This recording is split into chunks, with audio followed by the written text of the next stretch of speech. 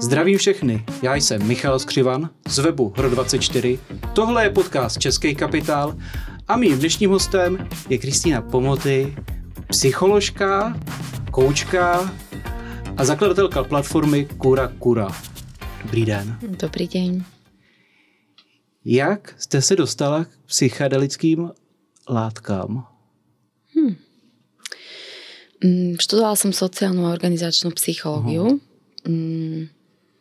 A v tom čase teda venovala som sa dlhé roky wellbeingu a systémovej zmene. Čiže venovala som sa vlastne projektom, kde sa rieši, za akých okolností dochádza k nejakej spoločenskej zmene. A vedela som už vtedy, že sa budem venovať časom terapii. Mňa veľmi lákalo vlastne porozumieť zmene na úrovni jedinca a potom prepojiť tieto dva svety. A prepojiť zmenu na úrovni jedinca so zmenou na úrovni spoločnosti. A psychedelika ma lákali ako nástroj odkrytia nevedomia a podvedomia. Niečo, čo mňa ako psychologičku od práve nejakej podstaty láka a vedela som, že to vyskúšam. Takže pre mňa to bola skôr otázka, že kedy ten bod príde. Okay. A v čase, keď som sa začala viac venovať somatickým terapiám a vlastne porozumieť vlastnej nejakej prepojeniu s telom alebo skôr odpojeniu od tela. Čiže ja som prežívala pomerne hlbokú disociáciu pre autonehodu, ktorá sa mi stala v 16 rokoch. A vtedy som vlastne mala poranený mozog, mala som ťažkú teda TBI, traumatic brain injury, čiže ako keby traumaticky poranený mozog a otras mozgu a prasknutú lebku. A ja som vlastne z tohto stavu pomerne rýchlo fyzicky zotavila. Ale tá trauma ostala v mojom tele. Takže v čase, keď som vlastne prišla na to, že mám nádor, ktorý vznikol na tom istom mieste, ako som mala poranený mozog, tak som sa začala viacej venovať aj psychedelikám a vlastne začala som si o tom viac čítať, začala som sa zaujímať o tú vedu, ktorá je s nimi spojená. A tá cesta bola pomerne pomalá. Čiže ja som vyrastala v prostredí, kde boli drogy demonizované. Nemala som vôbec prístup ani žiadnu skúsenosť v podstate. A mala som veľký rešpekt samozrejme pred tým, že ako si meniť vedomie nejakou látkou. Takže som na to išla pomerne takou konzervatívnou, tradičnou cestou. Čítala som si najprv, potom som sa začala stretávať s terapeutmi a s psychiatrami a s lekármi, ktorí vlastne pôsobia dlhé roky v tejto oblasti v undergrounde. Čiže napriek tomu, že majú teda lekárskú alebo psychoterapeutickú prax, tak táto časť ich práce zostala neodkrytá dlhé roky. A myslíte si, že je to demonizovaný kvůli tomu, že to demonizuje společnost? Nebo teďka už možná jsme na přelomu toho, kdy to demonizovaný přestává být? Určite to prestáva byť demonizované, ale myslím si, že veľká časť tejto témy je stále otázka nejakej rebelie alebo nejakej stigmy. A tak je na to nazerané. Je to okrajová téma, je to stále téma, ktorú dostávame vlastne do svetla teraz a to miesto je určite vlastne, je to historicky dané. Čiže my sme sa tam nejakým spoločenským vývojom ocitli a tie stigmy sú vlastne nálepky, ktoré vznikli na základe pomerne konkrétnych historických udalostí. A samozrejme spoločnosť a vzdelávanie, v čom sme vlastne vyrastali, vojna proti drogám a všetky naše vlastne edukácie okolo toho majú svoje následky, ktoré sa teraz pod vzdelávaním vlastne odstraňujú. A tá moja cesta nebola teda vôbec spôsobená len mojou traumou. Ja som sa v tom čase vlastne vydala na psychoterapeutickú cestu. Ja som začala študovať psychoterapiu a venovať sa vlastne viac hlbšie tomu jedincovi. Čiže postupne som sa vlastne od toho psychodynamického coachingu, ktorý som študovala, posúvala viac hlbšie k somatickým terapiám a momentálne som vlastne vo výcviku v jednom psychoterapeutickom výcviku, ktorý je viac zameraný na telo. A spoznávala som tam ľudí, ktorí integrujú psychedelickú asistovanú terapiu do celého systému vlastne rôznych terapií. Čo si myslím, že je spôsob nazerania na tú terapiu veľmi dôležitý, keď hovoríme o tom, ako ju vlastne integrujeme do společnosti. A jak taková terapie, protože já jsem laik, nejsem úplně v tom, jak taková terapie probíhá? A záleží, že o akej terapii hovoríme.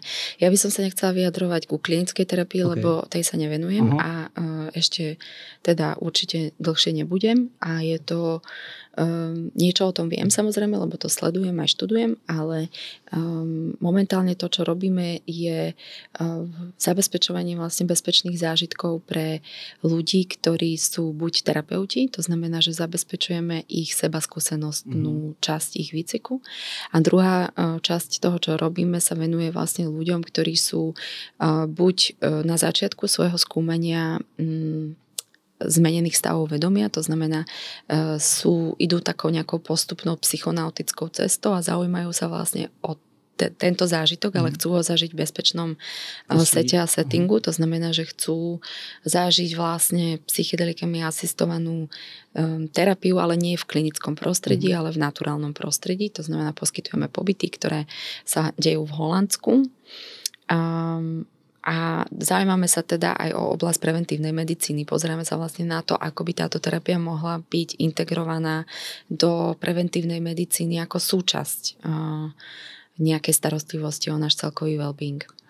Vy jste zakladatelkou nebo spoluzakladatelkou projektu Kura Kura, který vydal knihu Psychedelika v Česku a na Slovensku. Ale mě by zajímalo, o čem Kura Kura je a co vlastně děláte. Jenom mimo teda vydávání knížek, nebo knihy jedné. Jasné, tak ako som spomínala, to, prečo sme vznikli, alebo ten dôvod, prečo existujeme, je, aby sme pomocou rôznych somatických terapií a techník pomáhali ľuďom spájať sa so svojím telom, spájať sa so svojou nejakou podstatou a byť vlastne vďaka tomu prepojeniu vedomejšími, zdravšími, vyrovnanejšími ľuďmi. A Kura Kura vlastne vzniklo ako organizácia, ktorá sa pozerá holisticky na duševné zdravie, snaží sa vlastne pristupovať k duševnému zdraviu ako k systémovej zmene. Čiže časť našich aktivít sa týka vzdelávania a integrácie vlastne týchto alternatívnych terapií do zdravotnej starostlivosti a do preventívnej medicíny. A našim cieľom je teda prinášať a poukazovať na to, že psychedelikami asistovaná terapia môže byť jedným z naozaj ako bezpečných nástrojov, akým spôsobom sa dá vlastne pracovať s duševným zdravím naozaj efektívne. Čiže pozeráme sa na riešenia, ktoré majú obrovský dopad tak na zdravie jednotlivca, ako aj na zdravie skupiny. A tu by som vyzdvihla ešte našu rolu v tom pozerať sa vlastne na duševné zdravie ako na problém systémový, nielen o tom, že sa potrebujeme oprieť o nejakého terapeuta alebo o nejakú aplikáciu alebo o nejaký rituál, o nejakú saunu, o nejaký cold plunge, o nejaké suplementy.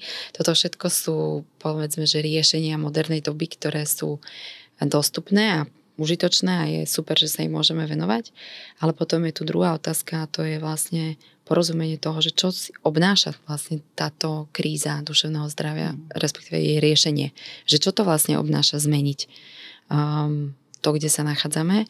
A v Kura Kura by sme chceli spolupracovať vlastne s organizáciami a plánujeme spolupracovať s rôznymi inými inštitúciami, ktoré systémovým spôsobom sa zapájajú do tejto zmeny z hľadiska toho, akú infraštruktúru budujeme duševnému zdraviu, akým spôsobom tvoríme vzťahy, akým spôsobom edukujeme o vzťahoch, ako edukujeme o zdravom životnom štýle, čo to znamená naše prostredie, naše prepojenie s prírodou, čo to znamená prepojenie s komunitou, ako funguje demokratizácia duševného zdravia, že to nie je otázka len psychoterapeutov a doména len lekárov a psychoterapeutov, pretože keby to tak bolo, tak by sme mali naozaj veľmi zúžené formy, ako to riešiť, pretože jednoducho to nestačí pre ten dopyt, ktorý tu je. My sa potrebujeme vedieť oprieť viac o komunitu, my potrebujeme inkorporovať alebo integrovať rituál do nášho bežného života. Okay. Potrebujeme porozumieť tomu, čo to znamená byť v prírode, ako funguje práca, ako funguje naše výkonové zameranie, čo to znamená vlastne koľko hodín a v akom pracovnom prostredí chceme fungovať, čo to znamená z hľadiska vzťahov, ako edukujeme malé deti o vzťahoch, ako edukujeme o mindfulness, čo to znamená žiť vedomý život. Jak by o tom člověk měl začít přemýšlet? Vy se určitě setkáváte s někým, nebo se zvědavými lidmi, kteří se o to zajímají, ale co je k tomu motivuje? Třeba když si vemu v Silicon Valley je hodně velká komunita CEOs a founderů různých firm, kteří něco podobného praktikují nebo se snaží k tomu porozumět. Děje se to třeba i na úrovni Evropy nebo České republiky, že vás oslovují i lidi třeba z biznesu, kteří jsou zvědaví? Určite, pretože my obidvaja s Marekom pochádzame z prostredia biznisu, teda ja som pracovala ako konzultantka, poradenský psychológ pre firmy, takže to naše prostredie je biznisov, teda má ten aj Marek teda stále pôsobí v biznisovej sfére, ale čo by som povedala, že sa ľudia zo Silicon Valley takto snažia žiť, je síce pravda, možno sa tomu otvárajú viac a hlbšie a nazerajú na to teda už nie tak povrchne, ako sa to dialo doposiaľ, ale stále sa to deje izolovanie a deje sa to v určitých takých, v angličtine výraz, že silos, ako keby v takých uzavretých komunitách alebo v uzavretých kruhoch a nedostáva sa to vlastne, nešíri sa to. To znamená, že my potrebujeme tak, ako potrebujeme tieto bottom-up riešenia grassrootové organizácie, ako je napríklad aj Kura a potrebujeme tlačiť vlastne z dola nahor, tak potrebujeme aj slovo a prepojenie vlastne toho bottom-up s tým top-down. Čiže potrebujeme komunikovať a byť prepojení s inštitúciami a s organizáciami na štátnej, národnej, medzinárodnej úrovni, ktoré vlastne pracujú na projektoch duševného zdravia a je to tak dôležité. Samozrejme, že komunity ako je Silicon Valley alebo vôbec inovatívne ekosystémy kdekoľvek, či už v Európe, aj v Čechách, majú veľký potenciál, pretože tam sú ľudia, ktorí vedia naozaj ako keby tie inovácie posunúť dopredu a vedia im zabezpečiť samozrejme finančný rámec. Čiže je to veľmi dôležité, aby tieto komunity boli prítomné v tom ekosystéme. Tak ako v psychedelickom hnutí, tak v ekosystémoch širších duševného zdravia. Vy jste vydali knihu Psychedelika v Česku a na Slovensku a jedním z 28 tuším dotazovaných respondentů byl Václav Štrupl z Mytonu, který má, myslím, že se to jmenuje Psion, spoluzakladatel Psionu, což je klinika, která jediná v Česku, která poskytuje legální psilocybinovou léčbu? Už nie je jediná, už je aj klinika v Brne a vznikajú ďalšie kliniky. Okay. A je to vlastne na základe, teda veľmi tomu prispela zmena. Ja si myslím, že ľudia, ktorí prichádzajú podobne ako Vášek z biznisového prostredia, prichádzajú vlastne ako investori do tejto sféry, sú veľmi dôležití, lebo sú to tí pionieri, sú to vlastne ľudia, ktorí naštartujú ten proces zmeny spoločne s psychiatrami, s lekármi, s ktorými vlastne Psion a ďalšie kliniky tvoria. A podobne sú tam veľmi dôležití aj ľudia, ktorí vlastne tvoria tú legislatívu. To znamená, že my sme sa snažili vlastne poukázať na to, aké všelijaké rôzne vrstvy ten ekosystém má prostredníctvom tej knihy a jednou z tých vrstiev, podobne ako biznisových ľudí a investorov, sú aj ľudia, ktorí vlastne tvoria legislatívu. Já vím, že tam, když jsem to četl, teďka si nespomínám jméno, ale vím, že tam je nějaký evropský lobista, který pomáhá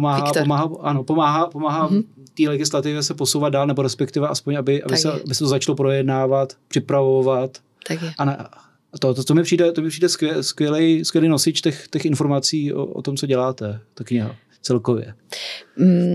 Ďakujem a myslím si, že jednak je to práca mnohých ľudí a všetci tí ľudia, ktorí nám dali rozhovor, sme im veľmi vďační za ich prácu v prvom rade a za to, že tak otvorene boli ochotní hovoriť o niečom, čo je stále pomerne stigmatizované a čo napríklad v mojej skúsenosti, keď som v biznisovej sfére ako poradenský psychológ začala hovoriť o tom, že sa venujem tejto téme, tak mi to prerušilo kontakty alebo vzťahy s mnohými vtedy klientmi, alebo s mnohými, s viacerými. Že ja som, povedzme, že dokázala mať naraz, ja neviem, 5 klientov približne, ako jednotlivec a z toho možno 2 odišli len preto, lebo v tom danom čase, len preto, lebo bol nejaký článok alebo podcast, kde som vlastne hovorila o tom, že sa venujem tejto téme, takže tá kniha vznikla na základe odvážnej práce viacerých ľudí,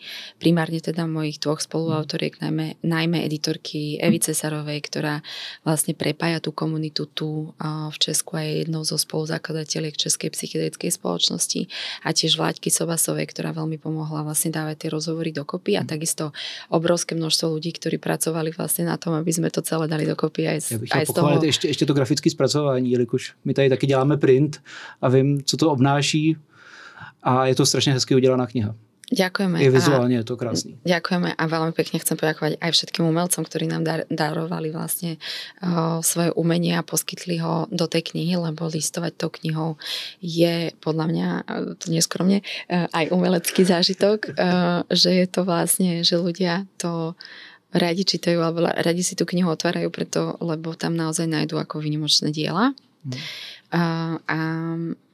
To sme chceli sme poukázať na vrstvovitosť toho ekosystému, že tak ako samozrejme patrí všetká vďaka, obdivu a úcta za veľmi prínosnú prácu tomu vedecko-terapeutickému kontextu, v ktorom psychoterapeuti a vedci, ktorí sa tejto téme venujú naozaj dlhé roky a zbierajú tak skúsenosti z hľadiska klinických prostredí, ako aj z terapeutovní a z integračnej pomoci, tak toto je vlastne cesta, tá primárna cesta, ktorou sa dostáva psychedelikami asistovaná terapia a vôbec ako účinok psychedelických látok na telo do informácie o tom do verejnosti. Ale potom sú tu ľudia, ktorí veľmi dôležitým spôsobom prispievajú vlastne k tomu podhubiu, vďaka ktorému tá veda a tá terapia môže rásť. Takže tá kniha ukazuje vlastne všetky tieto. Je to takový průřez. A mně se strašně líbí to slovo ekosystém a já jsem si vybral část, když jsme v biznisovém podcastu, tak tu biznisovější. A udělal jsem si takovou menší research, budu trošku číst, protože v tom nejsem úplně kovaný, ale existují tam samozřejmě fondy, jako je Atai Life Science nebo Palo Santo, kteří se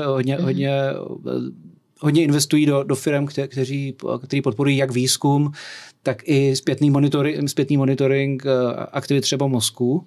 Pak jsou tady vývojáři specifických molekul, to je Compass Pathways, ta firma vyvíjí syntetický psilocybin, Octane Bio, což mě teda zaujalo úplně nejvíc, který fermentují psilocybin z cukru pomocí kvašení.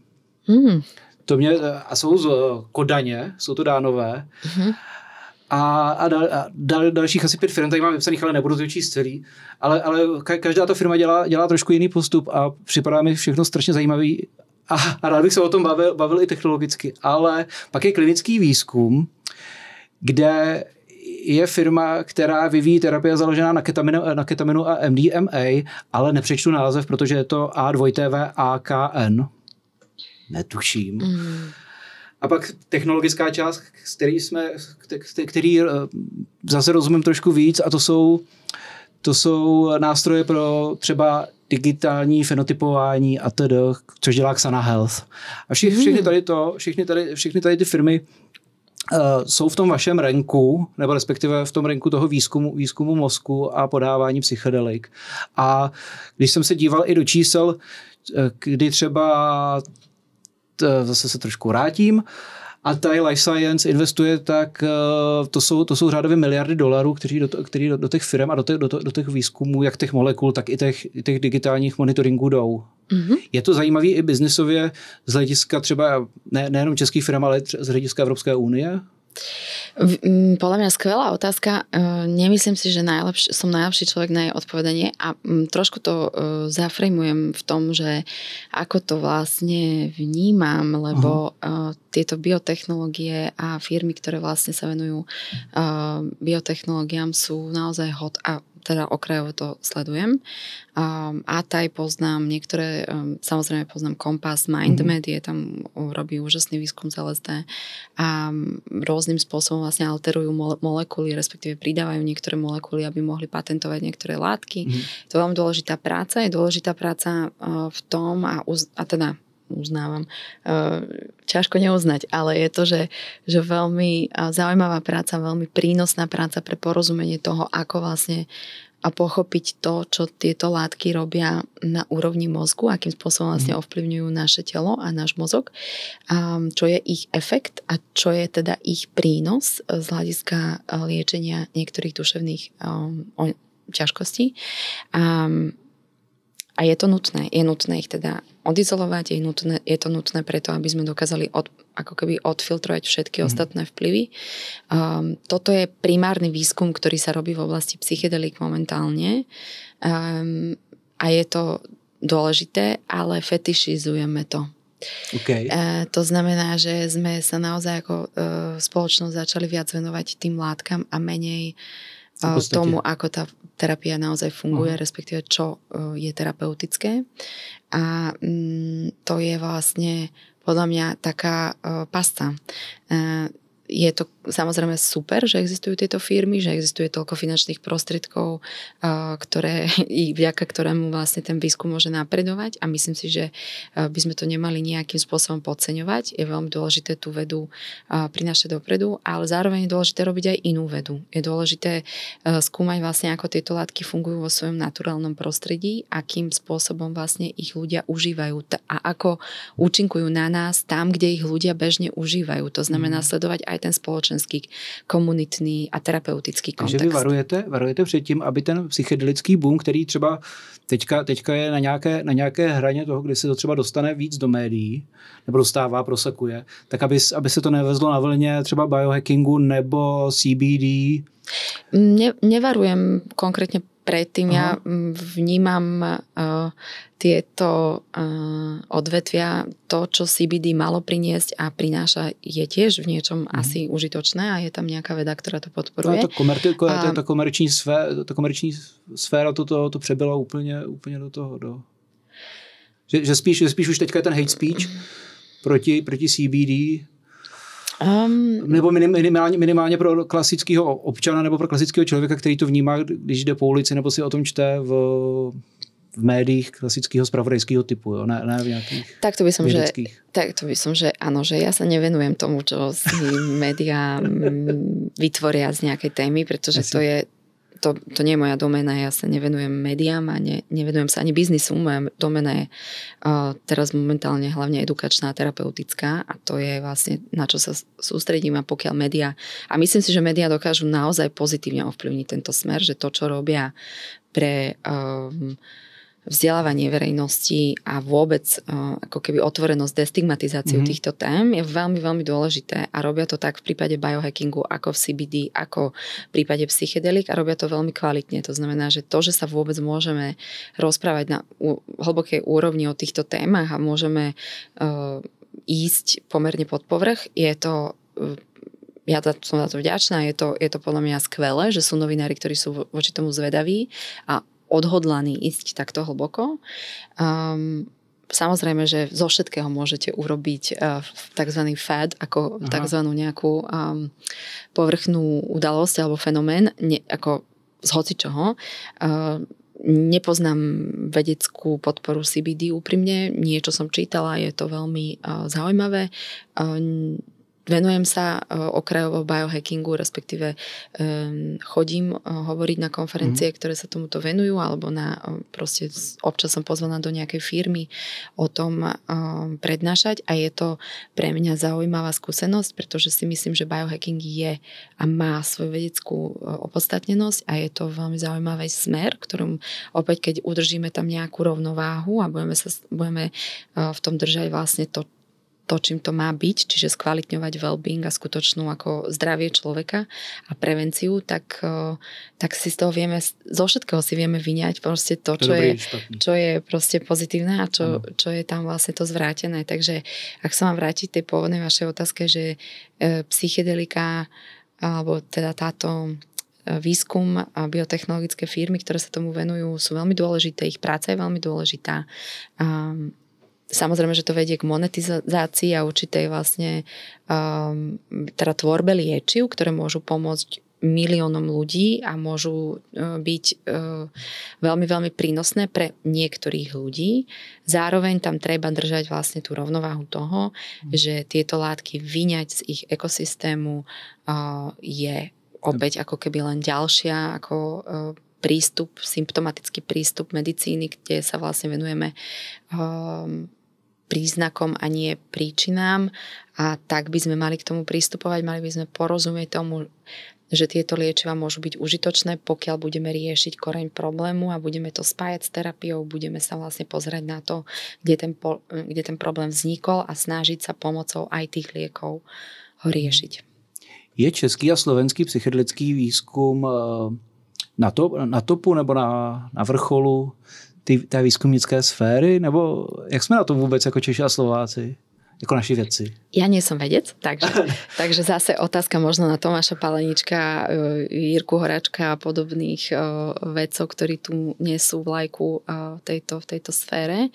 A myslím si, že je to miesto, kde by sme mohli, ale teda respektíve, kde by česká komunita, český ekosystém mohol urobiť naozaj veľkú zmenu vo svete. Myslím si, že sa to aj deje vlastne.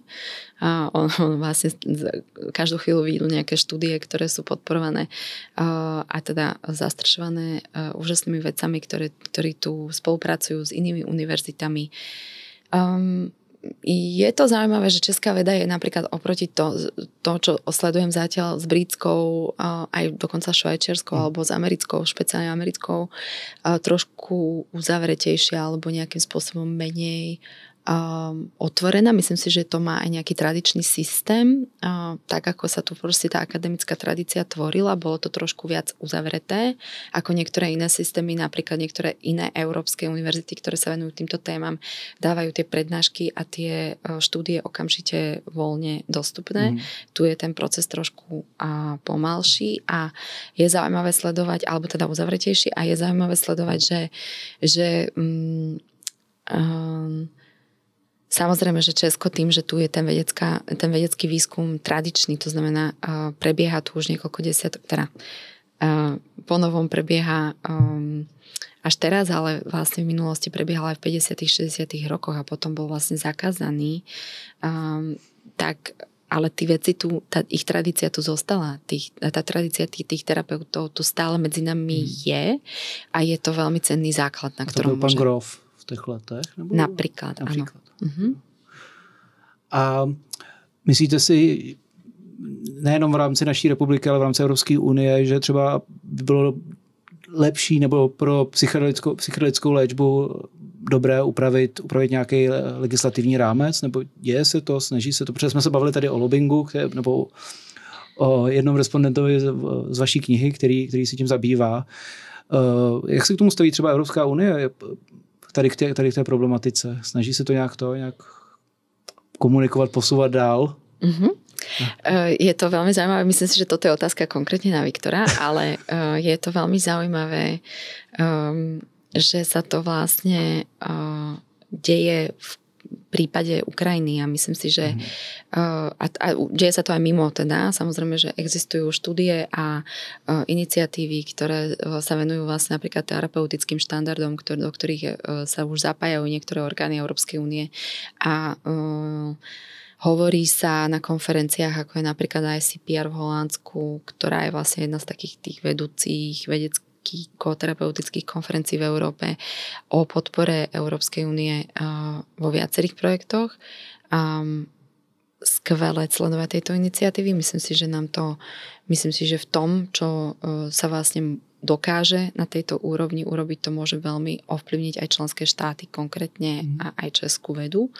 A a vôbec ako klinický priestor a zároveň je tam teda príklad Ukrajiny, kde sa deje niečo, čo je problémom nás všetkých a týka sa nás všetkých a je to teda téma, ktorá možno nejakým akceleruje prístup Európskej únie k tejto téme.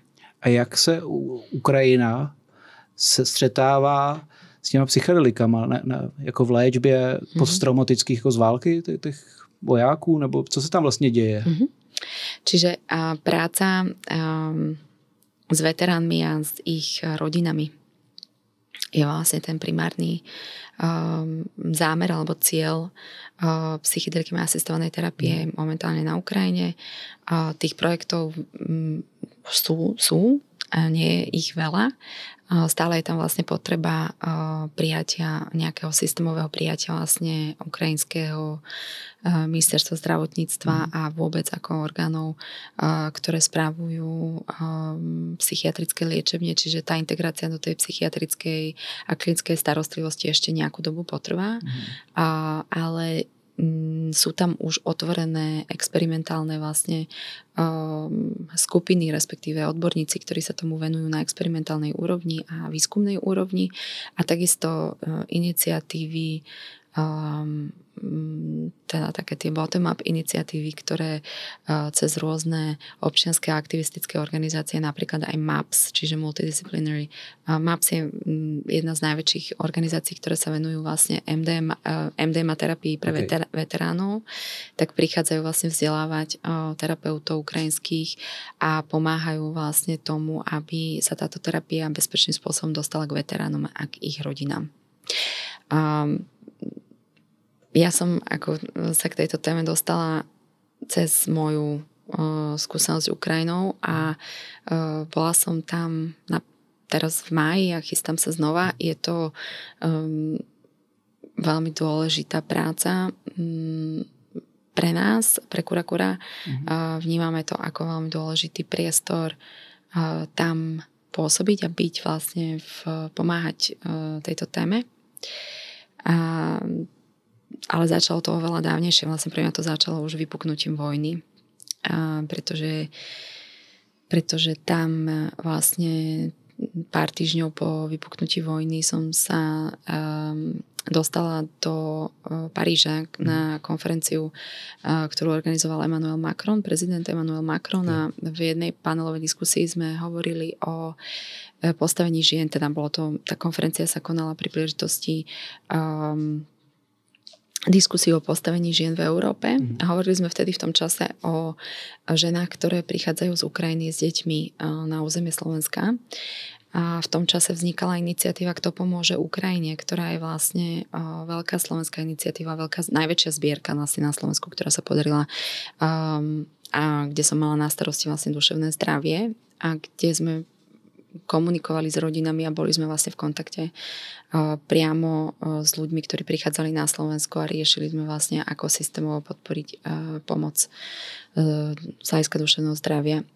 Toto je téma, v ktorej Česko vyniká. Je to niečo, v čom naozaj oproti ostatným členským štátom, nie všetkým, ale teda väčšine členských štátov EÚ Česku sa deje naozaj veľa. Sú tu naozaj kvalitné iniciatívy a ľudia zanietení úprimne pomôcť Ukrajine. Takže tá práca, ktorá sa momentálne deje na Ukrajine zo strany Českej republiky, je výnimočná. Myslím si, že naozaj hodná hrdosti. To rád slyším. Ale já bych se ještě chtěl vrátit k tomu, jak jakoby, když přijde prostě muž z války nebo prostě z bitevního pole, jak tomu ty lidi, jestli máte třeba nějaký data, jak tomu ty lidi jako přistupují. Tady vám nabídneme, abyste se trošku jako vyrovnal třeba s těma traumatama, co máte. Jsou k tomu skeptický? Nebo... Z Ukrajiny tie čísla zatiaľ ešte nie sú úplne výpovediehodné, ale MAPS sa teda venuje tejto téme dlhé roky a pracujú s veteránmi na rôznych miestach konfliktu. To znamená, že rôzne, neviem, či úplne Afganistan je tam, ale je tam momentálne teda Izrael, Gaza, Palestína. Sú tam vlastne oblasti Libanon, je tam Bosna Hercegovina, je tam aj oblasti, teda aj na Ukrajine sa už, myslím si, že začali zbierať nejaké dáta a tie výsledky s veteránmi sú fantastické. Sú naozaj ako veľmi presvedčivé. Sú tam, samozrejme záleží od štúdie, kde sa študuje teda traumatic brain injury, TBI, to je vlastne úraz, ktorému sa podarilo aj mne dopracovať v tomto živote a je to posttraumatická stresová porucha, pri ktorej sa vlastne sú skvelé výsledky, naozaj veľmi, veľmi presvedčivé. Ďalšia veľmi dôležitá oblasť výskumu je práca terapeutická práca s pármi, s manželkami, respektíve teda s partnerkami vojakov a veteránov, kde dochádza vlastne k úžasným výsledkom konkrétne pri látke MDMA a pracuje sa s takzvanou Cognitive Processing Behavioral Therapy, ktorá vlastne kde sa skúma vlastne konkrétny terapeutický proces spojitosti s touto látkou v páre a aj v skupine. Zbierajú sa dáta o skupinovej terapii, čo môže byť veľmi, veľmi prínosné a zatiaľ to vyzerá na veľmi, myslím si, že sú v 2., 3. fáze veľmi sľubné výsledky už pri jednom užití. Vy jste říkala MDMA, normální člověk, nebo ne normální, ale člověk, který jde třeba na party, tak pozná MDMA jako látku, kterou se třeba někteří jeho kamarádi nebo přátelé nebo i random lidi podpoří, když jdou třeba na nějakou taneční zábavu. Jak se využívá ta látka k terapii? Áno, MDMA je vlastne aktívna látka v extáze, čiže takýmto spôsobom sa dostala do populárneho vedomia, že ľudia ju poznajú vlastne pod slovom extáza. Tak. A využíva sa v terapii, teda napríklad v prípade Ukrajiny, o čom sme hovorili, tak u veteránov je veľmi dôležité najprv vlastne sa dostať do kontaktu s tou traumou. A na Ukrajine sa využívajú, alebo teda skúmajú momentálne 3 látky, využitie 3 látok, ketamínu, MDMA a psilocybinu. A z týchto látok takto, ketamín je látka, o ktorej vieme pomerne veľa, takže tie štúdie sú a ten výskum sa jednoducho robí jednoducho, nehovoriac o tom, že tá terapia je jednoduchšia tým, že je vlastne kratšia, to jedno sedenie je oveľa kratšie ako v prípade MDMA, preto vlastne sa ten výskum robí jednoduchšie a prebieha aj tento výskum a samozrejme ketamín je dôležitá terapeuticky silná potentná látka. Pri MDMA sa využíva to, že ten kontakt s tou traumou v tej terapii je priamočiarejší. Jste víc otevřený, jako, to znamená, že bych to věděl, vlastně, ale jste víc otevřený jako k tomu sdělovat věci. Ste presne tak, čiže otvára sa MDMA je empatogén a je to vlastne látka, kde sa vlastne spája človek s tou traumou vo veľmi láskavom súcitnom kontexte. Čiže tá láskavosť a ten súcit je veľmi dôležitý pre to prijatie toho, čo sa tam udialo a v prípade vojnovej traumy, kde vlastne a vôbec akékoľvek ako akutnej traumy takéhoto druhu je dôležité vedieť sa s tými udalosťami najprv spojiť v tej terapii a vedieť vlastne sa s nimi vykonfrontovať a na toto je tá látka, na toto je MDMA naozaj ideálne a preto vlastne MAPS sa v prípade veteránov toľko venuje skúmaniu MDMA a preto bol ten celý proces vlastne schvaľovania FDA Food and Drug Agency v USA, kde sa vlastne pozeralo na MDMA asistovanú terapiu primárne v prípade veteránov a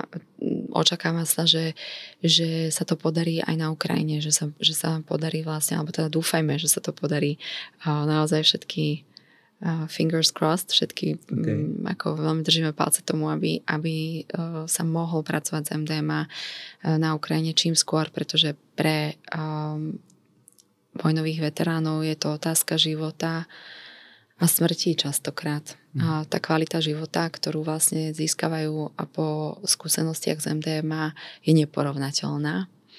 A nedávno sa diala konferencia aj tu v Čechách na Českom hrade, ktorá sa sústredila na túto tému, kde boli aj viacerí zástupcovia MAPSu, aj veteráni a zastúpení teda veteráni prítomní a hovorili o týchto zážitkoch. Bolo to výnimočné. Áno, bolo to výnimočné podujatie organizované práve vlastne českými organizáciami Psychedelics Europe a Cyresom a ďalšími organizáciami a ako keby mať kontakt alebo porozumenie toho, ako MDMA funguje oproti iným psychedelikám, ale aj ketamín funguje na podobnej báze, čiže MDMA a ketamín nie sú klasické psychedelika, sú to neklasické psychedelika, fungujú na trošku inej báze a v prípade toho psilocybinu napríklad v porovnaní by sa tiež dalo dostať do kontaktu s traumou, len ten proces by nebol taký priamočiary, respektíve nebolo to také jedno. Dá sa pracovať so psilocybinom aj v kontrolovanom prostredí, v konečnom dôsledku to sa ide diať v Čechách už od januára. Na to vlastne bol schválený ten zákon prednedávnom a bude sa dať psilocybín našťastie využívať v klinickom prostredí, ale pôsobenie vlastne a priebeh tej terapie je iný v prípade psilocybínu a ten spôsob, ako sa človek dostáva do kontaktu s traumou v prípade psilocybínu je menej priamy, respektíve funguje na trošku inom základe. Je to trošku taká klúkatejšia cesta. Používa sa i meskalín? Neviem o tom, že by sa, teda ja som nečítala asi žiadnu terapeutickú štúdiu na klinické využitie meskalínu. Je to látka, ktorá je, a možno by som povedala, že jednu z najsilnejších prepojení s prírodou. Peyote a samozrejme iné spôsoby z iných rastlín, niektorých takých okrajovejších rastlín v strednej a južnej v Južnej Amerike, v Strednej Amerike a v južných častiach USA sa využívajú tieto látky tradičným spôsobom. A myslím si, že je to skôr prevalentné teda spoznávať, keď už teda hovoríme o využití v nejakom vedeckom a západnom kontexte, tak spoznávať práve cez prácu týchto prírodných národov a tradičných liečiteľov, ktorí sa meskalinu venujú dlhšie a podstatne viac skúseností. Stále žijou a že je i ta tradice toho užívání těch látek. Ještě raz, že v těch komunitách nebo v těch národech žije i ta tradice užívání látek a ta zkušenost je prostě staletá, že jo? Samozrejme, až by som povedala, že tisícky rokov a meskalín je veľmi áno, tak v tradičnom liečiteľstve sa meskalín prezýva ako starý otec. Čiže spirit a spiritus tej látky je ako duch starého otca a je to teda láskavá, ale prísna terapia, ku ktorej sa treba ponovne nazerať teda s patričnou zrelosťou. Hlavne předtím musí mít před tou látkou respekt. Presne tak, a to si myslím, že sa učí západná civilizácia práve teraz. OK, jak byste měla dát radu lidem, kteří třeba hledají změnu a nevědí, kde začít, tak byste jako začala mu. Začal s čím? Třeba, že bych chtěl změnu nebo necítím se prostě v pořádku. Jestli jako, kde prostě začít třeba jak sám se sebou, tak třeba se dostat na terapii nebo začít objevovat. Zajímavá otázka. Což není já by som to možno... Ještě není to návod. Podotýkam. Tak moji klienti alebo ľudia, s ktorými momentálne pracujem najviac sú ľudia, ktorí sa v nejakej fáze svojho života dostali do styku s nejakou veľkou krízovou situáciou alebo s nejakou dôležitou nejakým momentom krízy duševného zdravia a Ja si myslím, že hľadať korene tej krízy je dôležité a pristupovať k tomu zodpovedne z hľadiska toho, že kde to vlastne je a keď sa na to mám pozrieť teraz, nebudem to dávať na nejakého jednotlivca, ale skôr ako na spoločnosť, tak ten problém krízy duševného zdravia je v kríze zmyslu a vládaní nejakého zmyslu, čo je vlastne prirodzené vyústenie materiálneho života, alebo respektíve to, akú hodnotu sme pripísali matérii ako takej. Čiže to, čo považujeme za reálne v živote, je vlastne to, čo je kvantitatívne vyjadriteľné. To znamená hmota. A reálna je hmota. Ano. A takto sme sa rozhodli filozoficky pristupovať k životu už pred stovkami rokov a má to určitý následok, do ktorého sme vyústili sa teraz. Ja vnímam krízu duševného zdravia ako vyústenie tohto filozofického smeru. A ten odklon, ktorého súčasťou sa môžu stať aj psychedelika, pokiaľ sa ich naučíme bezpečným spôsobom integrovať do zdravotnej starostlivosti, tak prichádza vlastne s nejakou antidotou, s nejakým pripisovaním významu nehmote, antihmote. A tam si myslím, že tkvie vlastne to liečenie. Takže keď by som mala odpovedať na otázku, že kde začať, tak možno začať s tým, či a do akej miery je človek vlastne otvorený vnímať seba ako kvalitatívny zážitok. Ako prežívanie vlastne nielen v kvantite, nielen v hmote, ale aj v tej kvalite.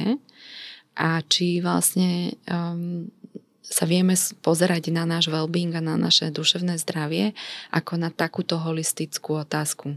Čiže nielen čiastkovo riešiť nejaké symptomatické problémy nejakými novými technikami alebo teraz idem sa venovať iba svojmu telu, teraz sa idem venovať iba nejakej psychoterapii alebo dokonca nejakému psychiatrickému liečeniu, teraz sa budem venovať iba nejakej aplikácii alebo teraz sa budem venovať iba nejakej saune.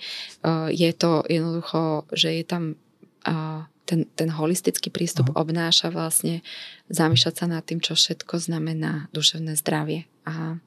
A to je vlastne o našich vzťahoch, je to o našej komunite, je to o tom, ako sa vieme oprieť jeden od druhého, ako vlastne nazeráme na lásku ako takú, zažiť terapiu ako zážitok bezpodmienečnej lásky a vyhľadávať a byť trpezlivý, hľadať takého terapeuta, kde toto vieme zažiť. To si myslím, že tá trpezlivosť napríklad by som poradila, že trpezlivo skúmať všetky tie možné cesty, ako vlastne viem si pridať jednu cestu v parku navyše za týždeň, ako viem si pridať jeden bezcielny rozhovor, v ktorom sa vlastne môžem odovzdať, stratiť a byť úplne zraniteľný alebo zraniteľná. Ako viem vlastne pridať trošku viac pohybu, trošku viac zdravého jedla, ako viem skúmať to, že to, ako sa cítim ako vo svojom duševnom zdraví alebo vo svojom emočnom svete, veľmi úzko súvisí s tým, ako sa má moje telo. Čiže byť vlastne pozorovať ten vzťah medzi tým telom, pridať možno nejakú meditáciu, ale veľmi trpezlivým spôsobom vlastne sledovať a hľadať si aj sprievodcov, ktorí sú v prvom rade vlastne vzťah.